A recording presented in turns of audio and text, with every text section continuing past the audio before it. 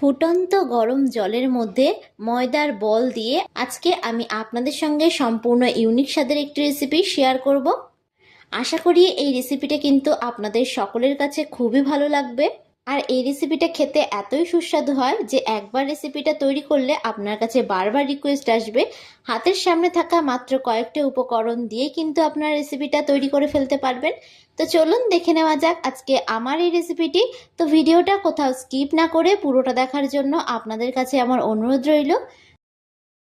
সবার প্রথমে আমি এখানে একটা মিক্সিং বোল নিয়ে নিয়েছি। এবার আমি এর মধ্যে মেজারিং কাপ মেপে 2.5 কাপ পরিমাণে ময়দা দিয়ে দেব।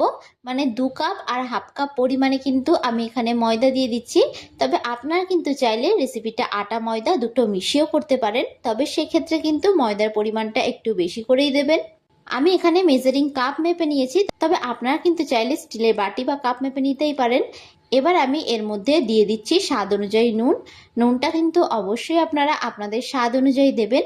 এবার আমি এর মধ্যে দিয়ে দেব 2 টেবিল স্পুন অনুযায়ী রিফাইন তেল। এবার এই সমস্ত শুকনো উপকরণগুলোকে আমি কিন্তু খুব ভালো করে হাত দিয়ে একটু মিশিয়ে নেব। হাত দিয়ে কিন্তু খুব ভালো করে একটু মিশিয়ে নিতে হবে। তো দেখুন এইভাবে কিন্তু খুব ভালো করে আমি একটু মিশিয়ে নিয়েছি। এবার আমি এর মধ্যে সামান্য সামান্য জল অ্যাড করে এটাকে একটা ডো আকারে তৈরি করে নেব। আপনার রুটি পাউডার ডো ঠিক যেরকমভাবে তৈরি করেন ঠিক সেই রকমভাবে কিন্তু এই ডোটিও তৈরি করে নেবেন। আমি সবসময় ঘরে থাকা উপকরণগুলো দিয়ে রেসিপিগুলো তৈরি করার চেষ্টা করি, যাতে আপনাদের রেসিপিগুলো তৈরি করতে কোনো অসুবিধা না হয়। আর আপনারা কীরকম রেসিপি দেখতে চান সেটা যদি আমাকে কমেন্ট বক্সে জানান, তাহলে কিন্তু আমার সেই অনুযায়ী রেসিপিগুলো তৈরি করতে খুবই সুবিধা হবে। তো দেখুন ডোটাই কিন্তু আমি এরকমভাবে মেখে নিয়েছি। খুব বেশি শক্ত করেও মাখিনি, আবার খুব বেশি নরম করেও কিন্তু মাখিনি। এবার এটাকে ঢাকনা চাপা দিয়ে 15 মিনিটের জন্য আমি একটু রেস্ট রেখে দেবো। এতে করে কিন্তু ডোটা অনেক বেশি সফট ও নরম হয়ে যাবে। ততক্ষণে অন্যদিকে আমি একটা ফ্রাইং প্যান বসিয়ে দিয়েছি। এবার আমি এর মধ্যে দিয়ে দেব 2 টেবিল স্পুন অনুযায়ী সাদা তেল। তেলটাকে কিন্তু খুব ভালো করে আমি একটু গরম করে নেব। তেলটা গরম হয়ে আসলে আমি এর মধ্যে ফোড়নের জন্য দিয়ে দিচ্ছি গোটা জিরে। ফোড়নটা কিন্তু ভাজা হয়ে গেছে। এবার আমি এর মধ্যে দিয়ে দিচ্ছি একটা মিডিয়াম সাইজের কুচিয়ে রাখা পেঁয়াজ। পেঁয়াজটাই কিন্তু আমি ঠিক এরকমভাবে একটু কুচিয়ে নিয়েছি। এবার খুব ভালো করে নাড়াচাড়া করে কিন্তু পেঁয়াজটাকে আমি হালকা লাল করে একটু ভেজে নেব। খুব বেশি কিন্তু পেঁয়াজটাকে এখানে ভাজার প্রয়োজন নেই, জাস্ট একটু হালকা লাল করে ভেজে নিলেই কিন্তু হবে। আর আমার এই ভিডিওটা আপনাদের কাছে কেমন লাগলো অবশ্যই কিন্তু আমাকে কমেন্ট করে জানাতে ভুলবেন না। তো দেখুন পেঁয়াজটা কিন্তু হালকা লাল করে ভাজা হয়ে গেছে। এবার আমি এর মধ্যে দিয়ে দেব একটা গ্রেট করে রাখা আলু। এখানে আমি একটা মিডিয়াম সাইজের আলুকে একটা গ্রেটারের সাহায্যে খুব ভালো করে গ্রেট করে নিয়েছি।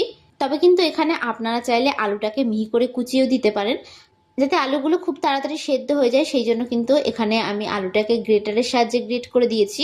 আমি কিন্তু এই অবস্থায় গ্যাসের ফ্লেমটাকে হাই টু মিডিয়ামে রেখেছি। গ্যাসের ফ্লেমটাকে হাই টু মিডিয়াম রেখে আমি অনবরত নাড়াচাড়া করে কিন্তু আলুটাকে একটু ভেজে নেব। এবার আমি এর মধ্যে দিয়ে দিচ্ছি ঝালের জন্য কাঁচা লঙ্কা কুচি। ঝালটা এখানে আপনারা যে যতটা খেতে পছন্দ করবেন ঠিক সেই অনুযায়ী কিন্তু এখানে ঝালের ব্যবহার করবেন। এই রেসিপিটা কিন্তু আপনারা বাচ্চা অথবা বড়দের টিফিনে অনায়াসে তৈরি করে দিতে পারবেন। তাছাড়া এই রেসিপিটা কেবলমাত্র যদি আপনারা বাচ্চাদের জন্য তৈরি করে থাকেন, তাহলে কিন্তু আপনারা এখানে লঙ্কাটাকে স্কিপ করে দেবেন। এবার আমি এর মধ্যে অ্যাড করে দিচ্ছি স্বাদ অনুযায়ী লবণ। নুনটা কিন্তু অবশ্যই এখানে আপনারা আপনাদের টেস্ট অনুযায়ী দেবেন। ও দিয়ে দেব হলুদ গুঁড়ো। এবার নুন ও হলুদ দিয়ে আমি আবারও খুব ভালো করে নাড়াচাড়া করে কিন্তু একটু মিশিয়ে নেব। গ্যাসের ফ্লেমটাকে হাই টু মিডিয়ামে রেখেই কিন্তু আমি আলুটাকে খুব ভালো করে একটু ভেজে নেব। আমি এখানে কেবলমাত্র আলু দিয়ে কিন্তু রেসিপিটা আপনাদেরকে তৈরি করে দেখাচ্ছি। আপনারা কিন্তু এখানে চাইলে অন্য যে কোনো সবজি অ্যাড করে দিতে পারেন, যেমন গাজর, বিনস। খুব ভালো করে কিন্তু আমি একটু নাড়াচাড়া করে আলুগুলোকে হালকা করে একটু ভেজে নিচ্ছি। এবার আমি ঢাকনা চাপা দিয়ে দেব 2 মিনিটের জন্য। গ্যাসের ফ্লেমটাই কিন্তু আমি একদমই মিডিয়ামে করে দিয়েছি। ঢাকনা চাপা দেওয়াতে কিন্তু আলুটা খুব ভালোভাবে সেদ্ধ হয়ে যাবে। 2 মিনিট পর আমি ঢাকনা সরিয়ে নিলাম। তো আবারও খুব ভালো করে আমি একটু নাড়াচাড়া করে নিচ্ছি। তো দেখুন আলুটা কিন্তু খুব ভালো করে এখানে সেদ্ধ হয়ে এসেছে। এরকমভাবে ঢাকনা চাপা দিয়ে রান্নাটা করে নেবেন, তাহলে কিন্তু রান্নাটা খুব সহজেই হয়ে যাবে। এবার আমি এর মধ্যে অ্যাড করে দিচ্ছি গরম মশলার গুঁড়ো। গরম মশলার গুঁড়ো দিয়ে আমি খুব ভালো করে একটু নাড়াচাড়া করে কিন্তু মিশিয়ে নিচ্ছি। তো দেখুন আলুটা কিন্তু সম্পূর্ণ ভাজা হয়ে গেছে, আর আলুটাও কিন্তু খুব ভালোভাবে সেদ্ধ হয়ে গেছে।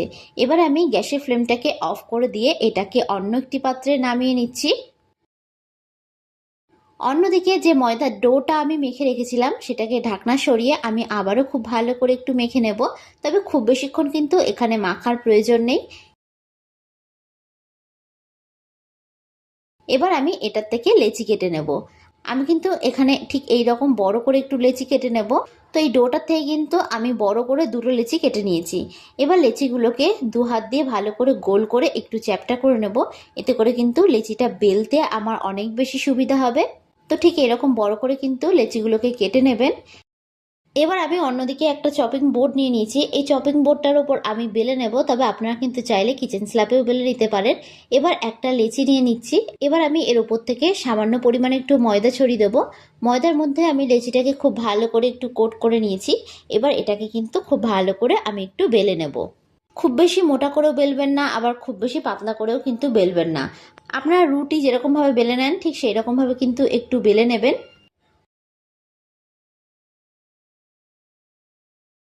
তো দেখুন এই রকম বড় আকারে কিন্তু আমি একটা রুটি বেলে নিয়েছি।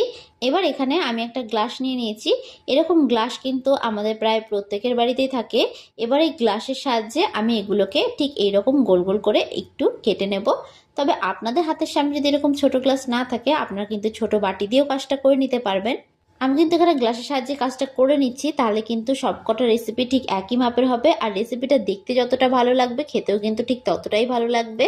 তো বাদবাকি অংশটাকে কিন্তু আমি ফেলবো না, বাদবাকি অংশটাকেও আমি বেলে নেব। তো আরও একটা আমি আপনাদেরকে তৈরি করে দেখাচ্ছি। একই রকমভাবে কিন্তু আমি এটাকেও বেলে নেব। এটাকে বেলে আমি গ্লাসের সাহায্যে ছোট ছোট রুটির আকারে এগুলোকে কেটে নেব। আমার এই রেসিপিটা যদি আপনাদের কাছে ভালো লেগে থাকে তাহলে অবশ্যই একটা লাইক করে দেবেন। আর যারা যারা আমার চ্যানেলে নতুন বন্ধু তারা অবশ্যই আমার চ্যানেলটি সাবস্ক্রাইব করে দেবেন। আমার ভিডিওর আপডেট সবার আগে পেতে পাশে থাকা বেল আইকনটা ক্লিক করতে ভুলবেন না। আর যারা যারা ফেসবুক থেকে দেখছেন তারা রনিতাস ফুড প্লেস পেজটিকে ফলো করে দেবেন। তো একই রকমভাবে আমি এগুলোকে তৈরি করে নিয়েছি। তো বাদ বাকিগুলোকে একেবারে তৈরি করে আমি আপনাদেরকে একেবারে দেখাচ্ছি। তো দেখুন এখানে কিন্তু সবগুলোকেই ঠিক একই রকমভাবে আমি তৈরি করে নিয়েছি। আপনারা ঠিক এইভাবেই কাজটি করে নেবেন। এবার এখান থেকে ছোট একটা রুটি আমি নিয়ে নিলাম। এবার আগে থেকে যে পুরটা আমি রেডি করে রেখেছিলাম সেই পুরটা এখানে সামান্য পরিমাণে একটু দিয়ে দেব। এবার মুখটাকে কিন্তু এরকমভাবে ঠিক একটু বন্ধ করে দেব। এবার হালকা করে আমি এরকম একটু গোল শেপের করে নিচ্ছি। এতে কিন্তু রেসিপিটা দেখতে অনেক বেশি ভালো লাগবে। তো আরও একটা আমি আপনাদেরকে তৈরি করে দেখাচ্ছি। আপনারা খুব ভালোভাবে লক্ষ্য করলে বুঝতে পারবেন আমি কাজটা কিভাবে করছি। কাজটা কিন্তু খুবই সহজ। ঠিক এইভাবে কিন্তু আপনারা কাজটা করবেন, তাহলে কিন্তু কাজটা করতে কোনো অসুবিধা মনে হবে না। তো এইরকমভাবে কিন্তু সবগুলোকে আমি তৈরি করে নেব। সবগুলোর মধ্যে পুর ভরে তারপরে আমি আপনাদেরকে একেবারে দেখাচ্ছি। তো এখানে সবকটা রুটির মধ্যে আমি পুরটাকে ভালো করে ভরে নিয়েছি। রুটিগুলো একই মাপের কাটাতে কিন্তু সমস্ত লেচিগুলো ঠিক একই মাপের হয়েছে। এবার অন্যদিকে আমি একটা কড়াই বসিয়ে দিলাম। কড়াইয়ের মধ্যে আমি দিয়ে দেব বেশ খানিকটা পরিমাণে জল। গ্যাসের ফ্লেমটাকে হাই রেখে কিন্তু আমি জলটাকে একটু গরম করে নেব। এবার আমি এর মধ্যে একে একে লেচিগুলোকে দিয়ে দেব। আপনারা একবার হলেও বাড়িতে এই রেসিপিটি ট্রাই করে দেখতে পারেন। একবার খেলে কিন্তু বারবার খেতে মন চাইবে। হাতের সামনে থাকা মাত্র কয়েকটি উপকরণ দিয়ে কিন্তু আপনারা এই রেসিপিটা খুব সহজেই তৈরি করে ফেলতে পারবেন। তো দেখুন একে একে কিন্তু সমস্ত লেচিগুলোকে আমি এখানে দিয়ে দিয়েছি। এবার গ্যাসের ফ্লেমটাকে মিডিয়ামে রেখে 2 মিনিটের জন্য আমি ঢাকনা চাপা দিয়ে দেব। এইভাবে ঢাকনা চাপা দিয়ে কিন্তু খুব ভালো করে আমি একটু সেদ্ধ করে নেব। তো 2 মিনিট পর আমি ঢাকনা সরিয়ে নিলাম। তো দেখুন লেচিগুলো কিন্তু ওপরের দিকে ভেসে উঠেছে। লেচিগুলো ওপরের দিকে যখন ভেসে উঠবে তখন বুঝে যাবেন যে লেচিগুলো কিন্তু খুব ভালো করে সেদ্ধ হয়ে গেছে। দেখুন সবকটা লেচিগুলো কিন্তু ভেসে উঠেছে। তো এটা খুব ভালো করে কিন্তু আমাদের সেদ্ধ হয়ে গেছে। তো এটাকে আমি অন্য একটি পাত্রে তুলে নিচ্ছি।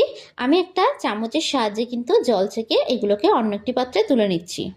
এগুলোকে কিন্তু একটা বড় পাত্রে বা বড় থালার মধ্যে রেখে খুব ভালো করে কিন্তু একটু ঠান্ডা করে নেবেন।